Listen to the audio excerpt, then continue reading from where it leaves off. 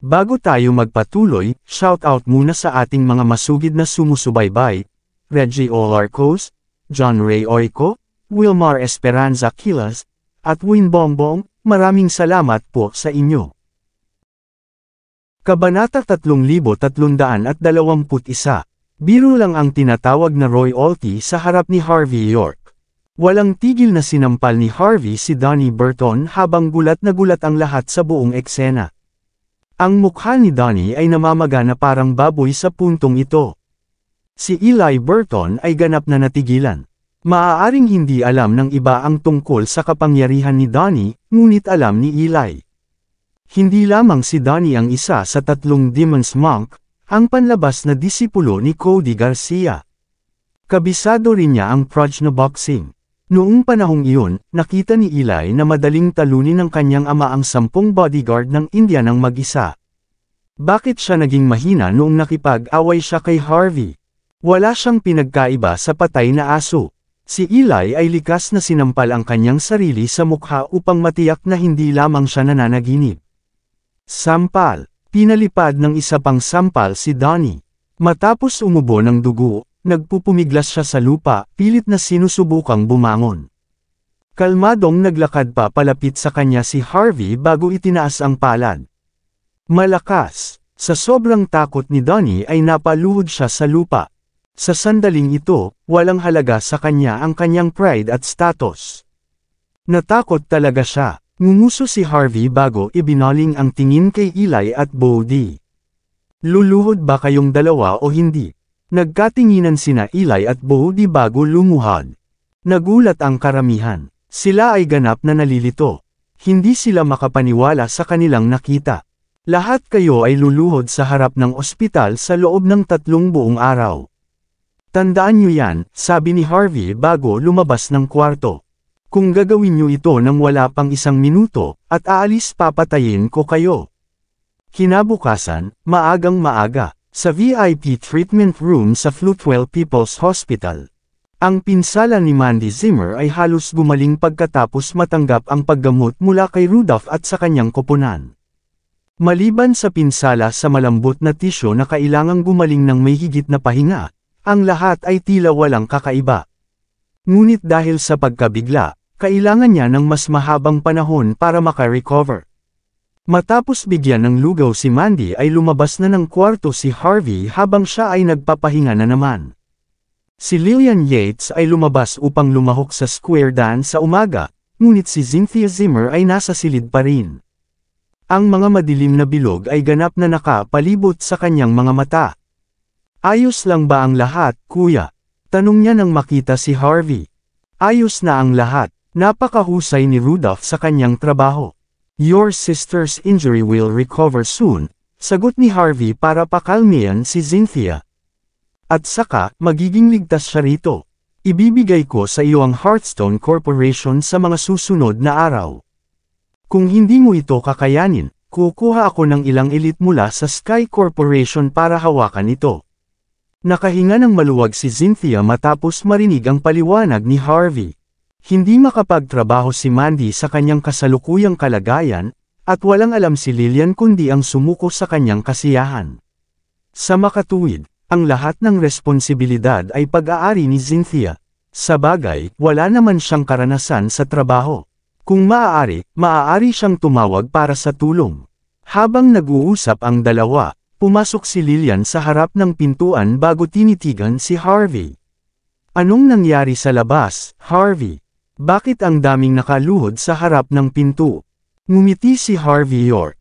Hindi mahalaga. Ito ang mga taong nanakit noon kay Mandy Zimmer. Lumuhad lang sila sa labas para humingi ng tawad at bigyan kayo ng patas na pahayag. Umasim ang ekspresyon ni Lillian Yates. Hindi na natin dapat ginagawa ito, Harvey. Dapat humingi na lang tayo ng pera sa kanila. Bigyan sila ng isang bagay. Hindi mahalaga kung luluhod lang sila sa labas. Lahat sila ay kakila-kilabot na mga tao. Ang mga iyon ay mga lalaking mapaghiganti. Pinahiya mo sila sa ginawa nila. Hindi sila magpapakita ng kasalanan. Sa kabaligtaran, maaari silang patuloy na magdulot ng mga problema para kay Mandy sa hinaharap. Pababayaran mo lang kami ng 1,000,000 o 2. Itigil mo na ang pagpapaluhod sa kanila sa labas. Natural, kanina pa pinapanood ni Lillian ang eksena. Nanindig ang balahibo niya nang makita niya sina Donnie Burton, Eli Burton at ang iba pa na nakaluhod sa labas. Talaga bang tinakot kanila? Tanong ni Harvey, na nagbuhos ng isang tasa ng tsaa. Iniisip ng mga taong iyon na magagawa nila ang anumang gusto nila sa ating bansa dahil lamang sa mayroon silang magandang background. Hindi sila matututo hanggat hindi sila luluhod. Kung tungkol sa kanila, sila ay mga taong mapaghiganti. Tama ka talaga tungkol dyan. Ngunit hanggat tayo ay mas malakas, maaari lamang nilang itago ang sama ng loob sa loob ng kanilang mga puso. Hindi ko kailangan ng pera. Ngunit, gusto kong malaman ng lahat sa Floatwell na naghahanap sila ng kamatayan kung magpasya silang labanan si Mandy. Sa puntong ito, nanatiling tuwid ang mukha ni Harvey. Gusto niyang si Eli at ang iba pa ay maging isang babala. Doon lamang malalaman ng lungsod na hindi kailanman pwedeng kantiin si Mandy. Hindi na nila maaalala ang leksyon kung ang kailangan lang nilang gawin ay tumbasan ng pera. Galit na nagbago ang ekspresyon ni Lillian. Ano ang punto? Wala itong silbi sa amin. Bulalas niya. Kailangan kong bayaran ang mga medikal na bayarin ni Mandy gamit ang sarili kong pera. Ang pensyon ko, kung hindi sila magbabayad, walang paraan na babayaran ko ang mga bayarin ni Mandy. I don't care, cool na sagot ni Harvey. Kung ayaw mong makita ka ng anak mo bilang nanay niya, hindi mo na kailangan magbayad. Ayos lang sa akin. Hindi ako makapaniwalang pera lang ang iniisip mo kahit ngayon. Mas mahalaga ba sa iyo ang pera kaysa sa kaligtasan ng iyong anak? Malamig na tumawa si Lillian bago niya sinamaan ng tingin si Harvey. Tama na sa kalokohan, Harvey. Hayaan mo akong sabihin sa iyo ang isang bagay. Pera ang lahat. Huwag mong isipin na papayagan kitang makasama ang aking anak dahil lang sa tinalikuran mo ang mga shares ng kumpanya. Wala kang pagkakataon, maliban na lang kung kumuha ka ng pera sa mga tao sa labas. Naririnig mo ba ako? Malinaw, sinusubukan ni Lillian na samantalahin ang mga pinsala ng kanyang anak na babae upang kumita ng mas maraming pera. Pagkatapos ng lahat, ang kanyang anak na babae ay hindi kailanman nasa mortal na panganib. Ito ay isang bihirang pagkakataon para sa kanya. Siyempre, kailangan niyang samantalahin ang sitwasyon. Wala kang pag-asa, Lillian. Huminga ng malalim si Harvey bago tumayo. Ang iyong kasakiman ang magiging iyong pagbagsak sa kalaunan. Isinusumpa mo ba ako, bastard? Si Lillian ay namumula sa galit. Hindi man lang ako humingi ng pera mo. Makinig ka. Huwag mong isipin ang tungkol sa pakikipaglapit sa aking anak kung hindi ka kumita ng pera. Si Harvey York ay hindi nag-abala sa pakikipag-usap sa mga kababaihan na mahalaga lamang ang pera. Umalis si Harvey sa ospital at pumunta sa Floatwell Gymnasium sakay ng taxi. Sasali siya sa Longmen Summit. Siya ay ganap na walang interes sa kaganapan, ngunit wala siyang dahilan upang tumanggi pagkatapos na pilitin ni Colton Torres. Si Rachel Hardy ay nagpadala ng ilang papeles kay Harvey kaninang madaling araw. Ang mga pangunahing pamamaraan ng Longmen Summit ay nakasulat dito. Ito ay isang simpleng pamamaraan. Ang mga tao mula sa Longmen at mga sangay nito, ang pamilyang Bauer, o mga martial artist ay dapat matugunan ang mga kondisyon upang makilahok. Ang mga qualifier ay gaganapin sa lahat ng mga lungsod sa antas ng prefecture. Ang unang yugto ay pipili ng 100 kalahok upang maging kwalipikado sa pamamagitan ng isang teoretikal na pagsusulit. Ang ikalawang yugto ay magkakaroon ng 10 kalahok na pipiliin mula sa mga kwalipikado. Ang ikatlong yugto ay pipili ng 1 kalahok upang sumali sa tunay na Longmen Summit. Ang mananalo ay hindi lamang magiging nangungunang talento ng Longmen at magkakaroon ng mahusay na reputasyon, ngunit magkakaroon din sila ng pagkakataon na maging susunod na master ng Longmen. Ang mananalo ay magkakaroon ng ganap na supremacy sa underworld ng bansa H. Hindi makatwiran na tawagin ang nagwagi na hari ng underworld. Kaya naman marami talagang gustong makuha ang titulo. Tiningnan ni Harvey ang ibang mga dokumento. Ang mga sacred martial arts training ground at mga sinaunang pamilya ay hindi magiging interesado sa mga kwalipikasyon. Gayunpaman, bawat lungsod sa antas ng prefecture ay may hindi bababa sa daan-daang tao na nakikilahok dito. Ang mga numero lamang ay nakakagulat kahit gaano pa karaming tao ang makakarating sa dulo. Matapos basahin ni Harvey ang dokumento, naghanda pa si Rachel ng listahan ng impormasyon sa martial arts. Natahimik si Harvey matapos basahin iyon. Hindi inaasahan ng maraming tao na magaganap ang pagsusulit sa teorya sa mga kwalipikasyon.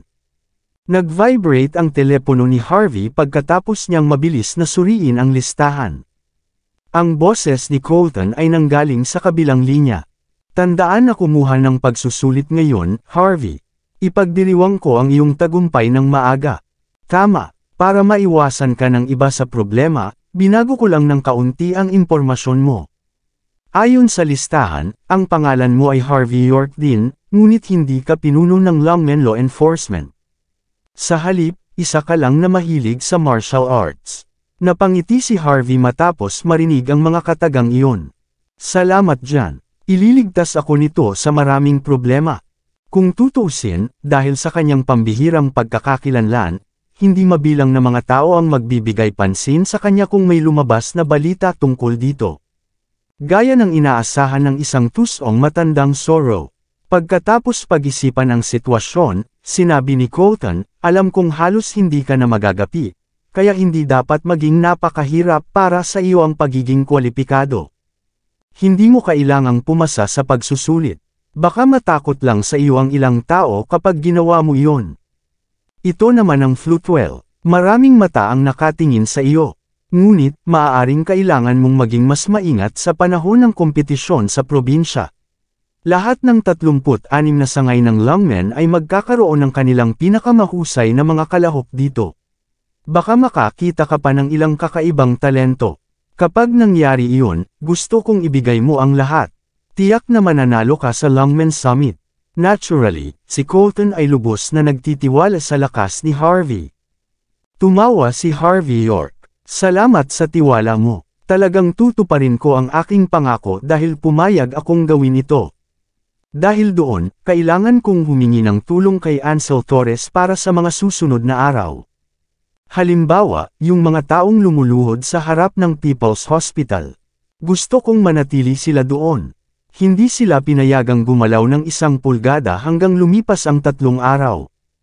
Ibinahagi ni Harvey ang isyo kanina dahil akala niya si Colton Torres na ang magsasalita tungkol dito sa simula. Natahimik si Colton bago nagpakawala ng buntong hininga.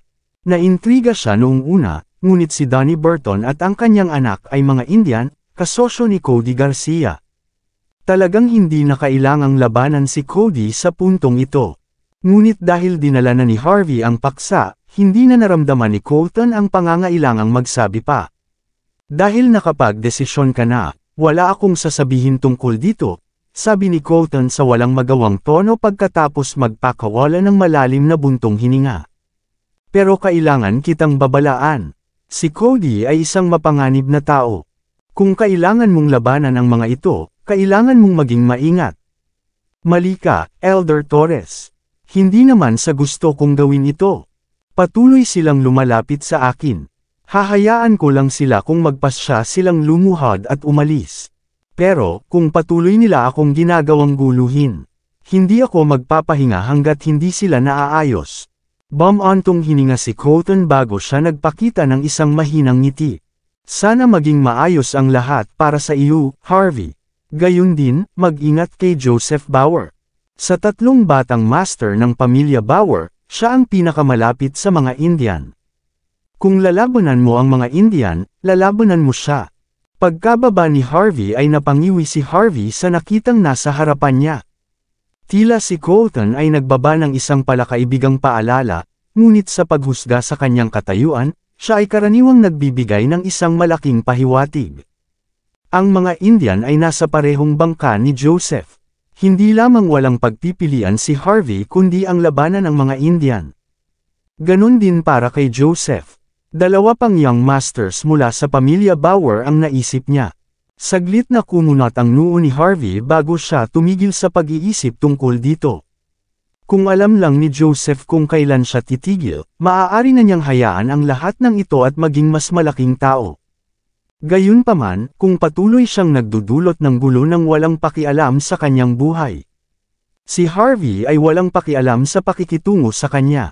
Makalipas ang kalahating oras, huminto ang sasakyan ni Harvey sa harap ng gymnasium. Wala pang 9:00 ng umaga, ngunit puno na ang parking lot. Maraming tao ang nakitang naglalakad sa lugar. Sila ay dapat na mga taong nagsisikap na pumasok sa kompetisyon. Natuwa si Harvey na hindi siya mismo ang nagmaneho dito. Kung iyon ang kaso, kailangan niyang humanap ng parking space for good. Pagkatapos tumingin sa paligid, nakita ni Harvey ang hindi bababa sa 1,000 tao na nag-sign up para sa kompetisyon. Siya ay lubos na humanga sa martial arts city na ito na umaakit sa maraming tao na kumuha ng kwalipikasyon ng mag-isa. Ha, hindi ba ikaw si Harvey? Papasok pa lang si Harvey, isang nagulat na tono ang tumunog bago lumabas ang isang masarap na amoy. Kabanata 3325. Kumunat ang noo ni Harvey York bago niya ibinaling ang ulo. Ilang dilag ang bumungad sa kanya. Naka-ponytail ang babae sa harap na nakasuot ng simpleng tracksuit. Ganun pa man, napakaganda pa rin ng kanyang makeup. Siya ang tipo ng babae na hindi maiwasang masulyapan muli ng mga tao. Naramdaman ni Harvey na medyo pamilyar ang babae nang makita siya. Ano, nakalimutan mo na ba ako? Isang mayabang na ngiti ang ipinakita ng babae sa kanyang mukha. Ako ito, si Cory John. Cory John. Natigilan si Harvey bago tumawa. Naalala ko na ngayon. Ikaw ang beauty queen ng school natin. Sa wakas ay naalala niya ang babae. Nasa klase siya sa tabi niya noong nasa unibersidad siya. Napaka-extraordinary daw ng kanyang pamilya. Si Cory ay mula sa isang pamilya ng mga martial artist. Hindi na sila nagkita mula nang bumalik siya sa Floatwell. Nakilala lang siya ni Harvey dahil sinira niya ang ilang kagamitan na nagkakahalaga ng ilang libong dolyar sa panahon ng kanyang pag-apprentice. Sinaktan pa niya ang sarili niya dahil dito. Pinalaki lang siya ni Harvey dahil sa kabaitan. Ngunit patuloy na sinasabi ni Cory sa lahat na si Harvey ang nakabasag ng kagamitan. Dahil medyo mayaman ang pamilya ni Harvey noong panahong iyon, kaya wala siyang pakialam sa pangyayari.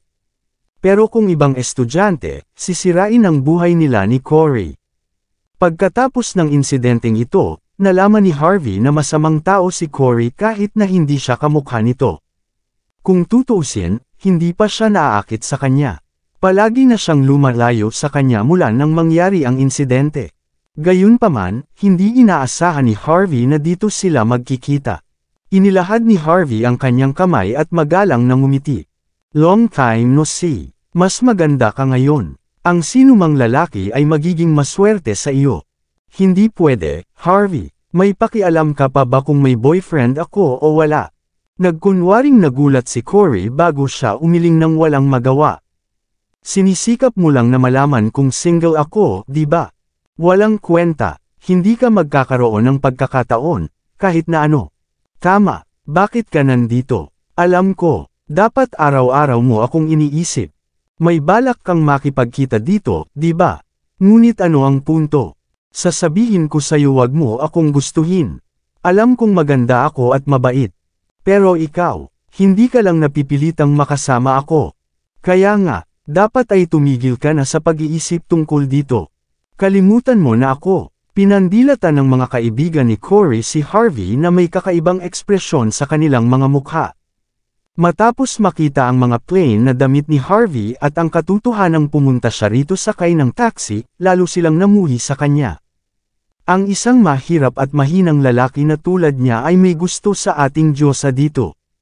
Anong biro? Anong karapatan niya? Siya ay isang walang hiyang tanga. Nagkaroon siya ng panaginip. Ang mga kaibigan ni Cory ay nag-cross arms at sinukat si Harvey bago nginisian. Papaalalahanan kita, anak. Hindi ka magkakaroon ng pagkakataon kung mahirap ka. Kaya, itigil mo na ang pangangarap na makasama ang isang Diyosa. Hindi ka sulit sa oras ni Cory. Anong nangyari? Si Harvey York ay ganap na nalilito. At ubili siyang pumunta dito. Wala itong kinalaman kay Cory John. Pero bago pa man makapagsalita si Harvey ay pinutol na siya ni Cory sabay buntong hininga. Naiintindihan ko, Harvey. Paulit-ulit na sinasabi sa akin ng mga kaibigan ko na gusto mo ako simula pa sa unibersidad tayo. Tumatakbo ka ng madaling araw sa likod ng dorm natin para lang makuha ang atensyon ko. Hindi ka tumitigil sa paggawa nito, kahit na umuulan pa sa labas. Mapaglarong pinitik ni Cory ang kanyang nakapusod na buhok, dala ang isang kaaya-ayang pabango mula sa kanyang buhok. To be honest, hindi ako naniniwala noon. Alam kong ako ang pinakamaganda at pinakatalented sa unibersidad, ngunit hindi ko inaasahan na may magkakagusto sa akin. Napakaraming taon na mula noong graduation pero pumunta ka pa rito mula sa Buckwood para lang makita ako. Ibig sabihin tinanong mo kung nasaan ako. Ano ang masasabi ko sa iyo sa oras na ito? Sa ngayon, maganda ang pakiramdam ni Cory tungkol sa kanyang sarili. Alam kong in love ka sa akin, pero sasabihin ko sa iyo sa huling pagkakataon. Walang chance ka sa akin. Kalimutan mo na lang ako. Tumigil ka na sa pag-aaksaya ng oras sa akin. Tinitigan ng masama ng mga kaibigan ni Cory si Harvey. Naniniwala ang lahat na mas kaakit-akit at maganda si Cory noon. At si Harvey ay isa pang taunan na nang ahas na sundan ang isa sa mga diyosa ng Floatwell, si Cory. Sino siya sa tingin niya? Malinaw niyang iniisip ang sarili niya. Nag-cross-arm si Cory at naglakad pa harap bago pinikit ang mga mata. Magkaibigan na lang tayo, Harvey. O pwede tayong maging magkaibigan kung gusto mo. Ngunit, lahat ng kaibigan kong lalaki ay may pera at kapangyarihan. Halimbawa, may isa na nagngangalang Wilbur Lee. Hinahabol niya ako nitong mga nakaraang araw, pero hindi ako mapakali na kausapin siya. Binibigyan lang kita ng pagkakataon dahil magkaibigan tayo sa unibersidad. Tuluyan nang hindi nakaimak si Harvey. Masyado kang maraming iniisip, sabi ni Harvey bago umiling. Nandito lang ako para kumuha ng pagsusulit. Hindi para sa iyo. Hindi ko alam na lalabas ka dito. Kung hindi mo ako tinawag, hindi ko rin malalaman kung sino ka. At hayaan mong sabihin ko ito sa iyo minsan. Wala talaga akong interes sa iyo. Natigilan si Cory at ang iba pa matapos marinig ang mga salita ni Harvey. Nang ipakita sa kanya ni Harvey ang kanyang acceptance form, nakaramdam ng awkward si Cory at ang iba pa. Hindi nila inaasahan na nandito talaga si Harvey para sa kompetisyon. Pero maya-maya lang ay natauhan si Cory bago siya nagkibit-balikat. Hindi ka ba attracted sa akin? Kung gayon, sino ang mapanganib na pinakialaman ng mga kagamitan sa panahon ng ating apprentice? Bakit ka nanggaling sa Buckwood kung hindi ka interesado sa akin? Bakit ang dami mong pinaghahandaan kung nangyari talaga? Hindi mo lang alam ang pagpunta ko rito. Pinili mo pa ang parehong espasyo at oras ng pagsusulit gaya ko. Siguro matagal mo na akong hinihintay bago bumaba sa taxi mo. Bakit ang isang ordinaryong estudyante sa unibersidad na tulad mo ay lalahok sa Longman Summit? Ang mga normal na tao ay hindi pupunta dito sa unang lugar. Ginawa mo ang lahat ng ito para sa akin ngunit narito ka at sinusubukang tanggihan ito. Maging tapat ka, Harvey.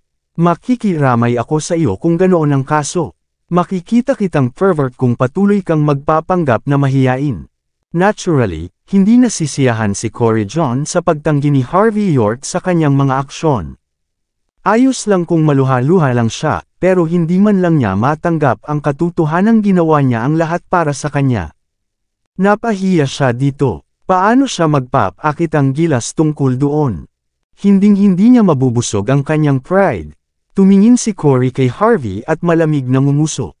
Kahit anong pilit mo o kung gaano kalaki ang ginawa mo, hindi ka pa rin magkakaroon ng pagkakataong makasama ako. Ako ay isa ng panlabas na disipulo ng sangay ng Floatwell Longman. At ikaw, talo ka pa rin. Tayo ay mula sa isang ganap na naiibang mundo. Halika, kapatid ko. Ginulo ni Cory ang kanyang buhok bago umikot sa gym kasama ang kanyang mga kaibigan. Huminto si Harvey habang pinagmamasdan ang likod ni Cory. Hindi siya sigurado kung sobrang kumpiyansa lang si Corey o sadyang malas lang siya. Dumating lang siya para sumali sa kompetisyon, pero itinuring siyang stalker na may sinundan hanggang dito. Kinilig si Harvey nang sumagi sa kanyang isipan ang pag-iisip. Mabilis niyang inalis ang mga isiping iyon bago siya tumakbo sa front desk para tanungin ang lokasyon ng kanyang pagsusulit. Makalipas ang ilang minuto, dumating si Harvey sa indoor soccer field.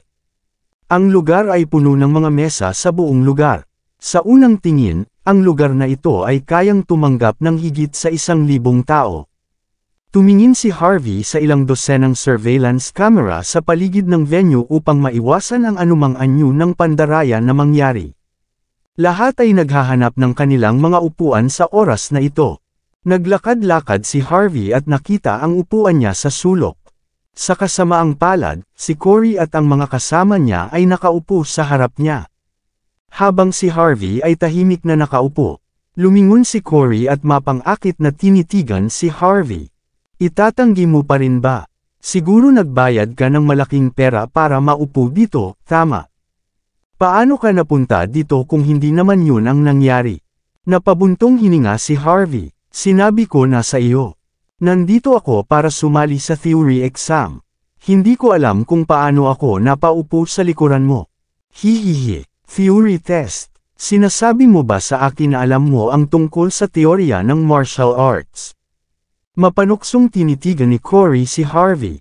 Ito ay isang pagsubok, Harvey. Ang mga taong hindi ipinanganak sa isang martial arts family o kabilang sa isang lungmen ay hindi man lang nagkakaroon ng pagkakataong makapagtapos.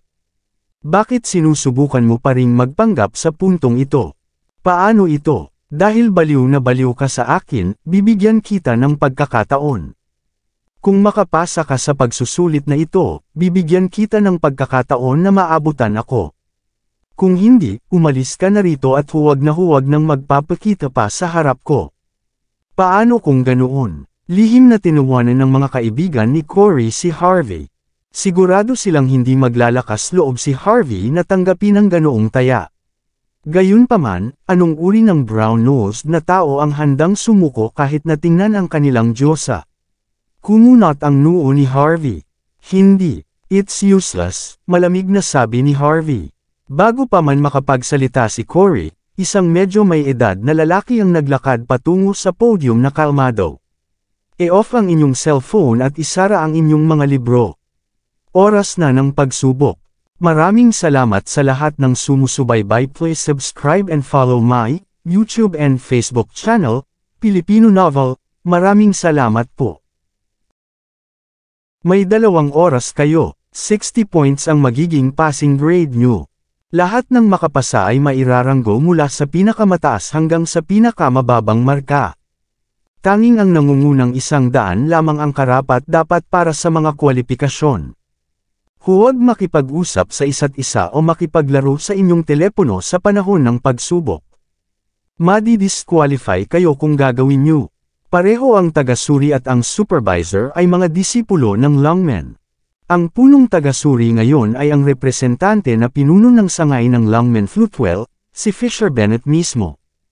Kung may nakakaalam ng panloloko ng isang tao, maaari mo itong iulat kay Deputy Branch Leader Bennett.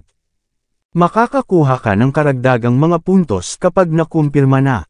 Matapos marinig ang mga salita ng nasa katanghaliang gulang, 100 tao ang tumayo upang batiin ang mga taga-suri. Ang taong higit na namumukod tangi ay isang matandang lalaki na may mabangis na hitsura. Ang lalaking iyon ay walang iba kundi si Fisher Bennett mismo. Ang isang representante na pinuno ng sangay ay hindi gaanong kahanga-hanga dahil ang punong tanggapan ng lungmen ay nasa Floatwell. Ngunit ang pagkakakilanlang iyon ay sapat na kahanga-hanga para sa buong mundo. Nagpakita ng paghanga ang mga examinees nang makita nila si Fisher.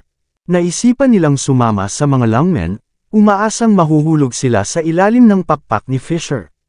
Sa utos ni Fisher, tumahimik ang lahat habang matiyagang naghihintay sa kanilang mga test paper. Hindi na nag-abalang kausapin ni Corey John si Harvey York. Samandal siya sa upuan niya na nilalaro ang kanyang nakapusod na bukok. Ang pagsusulit sa teorya ay isang piraso lamang ng cake para sa kanya. Casual na kinuha ni Harvey ang panulat, tahimik na naghihintay sa pagsisimula ng pagsusulit. Habang nagpapatuloy ang pagsusulit, sunod-sunod na umalis si Fisher at ang iba pa. 6 na taga-suri na lang ang naiwan na nagpapatrolya sa lugar.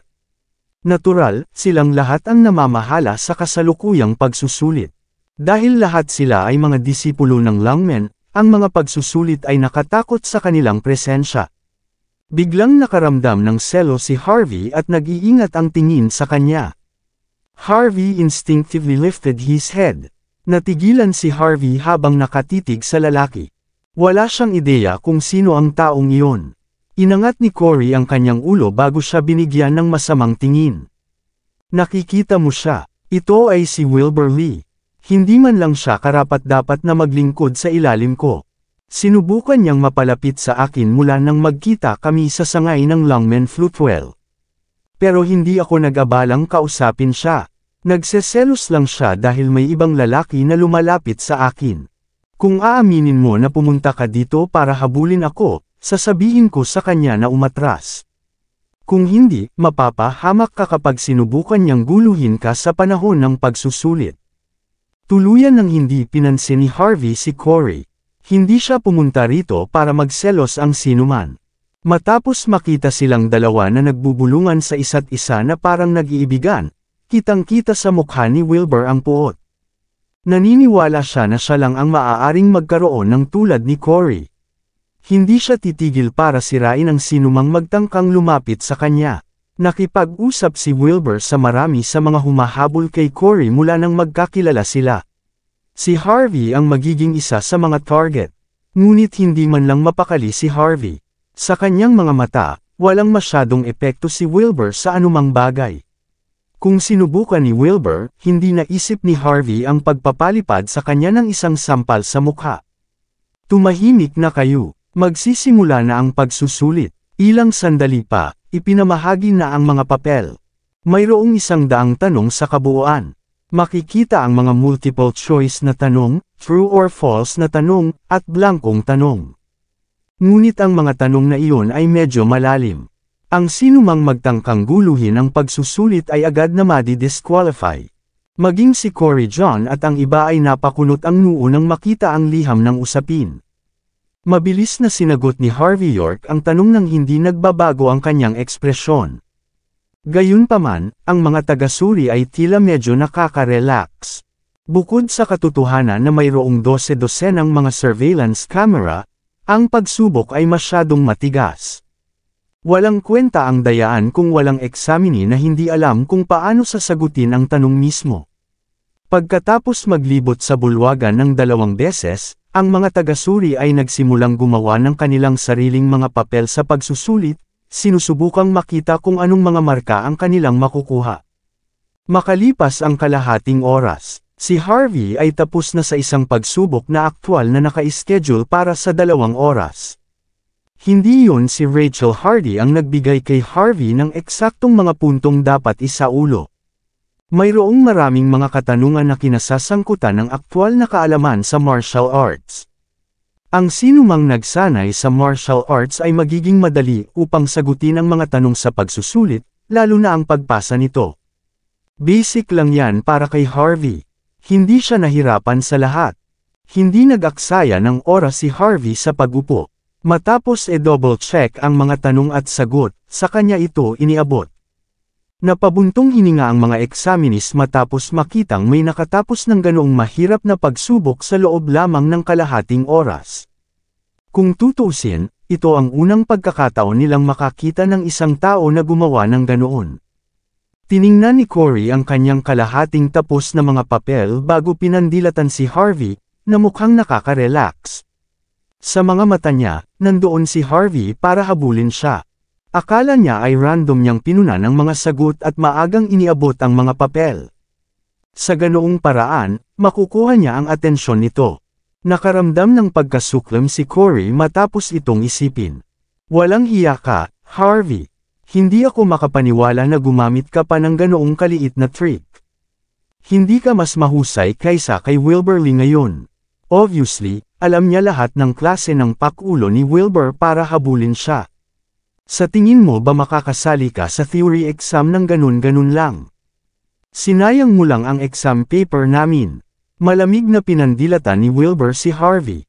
Ipinagpalagay niya na si Harvey ay nagbigay ng ilang mga blankong papel dahil hindi niya mahulaan ang kanyang paraan sa labas ng pagsusulit.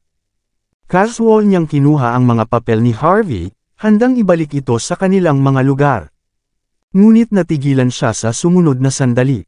Napagtanto niyang tapos na talaga si Harvey sa kanyang mga pagsusulit. Hindi lang iyon, tama ang bawat sagot niya. Mayroong ilang mga katanungan na kahit si Wilbur ay hindi nalutas sa kanyang sarili, ngunit masasabi niyang sinagot din ni Harvey ng tama ang iba pang mga tanong pagkatapos ng ilang mga kalkulasyon. Naningkit ang mga mata ni Wilbur. Napuno siya ng kawalang paniwala. Impossible. Pumunta siya dito para habulin si Corey, at nagtagumpay siya sa pagsubok. Ano, sa ngayon, selos lang ang naramdaman ni Wilbur. Hindi niya kayang ipasa si Harvey sa pagsusulit. Kung hindi, tiyak na iiwan siya ng kanyang Diyosa. Nais ni Wilbur na punitan ang papel ni Harvey sa isang sandali. Ngunit wala siyang pagpipilian kundi itago ito pagkatapos isaalang-alang ang napakaraming mga kamera na nakapalibot sa kanya. Kabanata 3330. Di nagtagal natapos ang pagsusulit. May isang oras pa bago magtanghal iyan.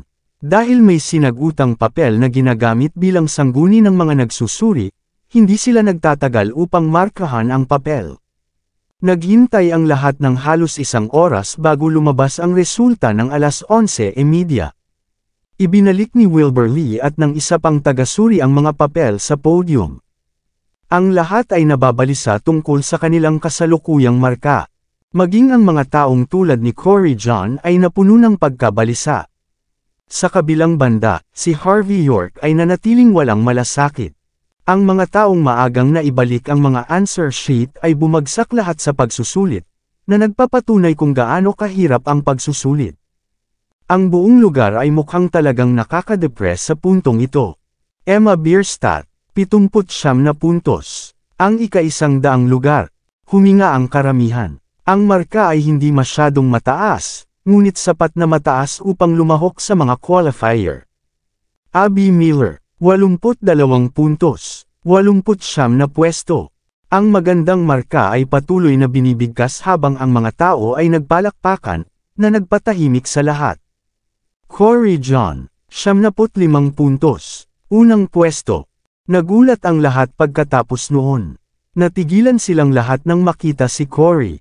Huminga ng malalim ang maraming tao matapos makita ang magandang mukha ni Corey. Hindi nila mapaglabanan ang isang napakatalino at kaakit-akit na babae. Humakbang si Corey bago pinulot ang kanyang mga papel.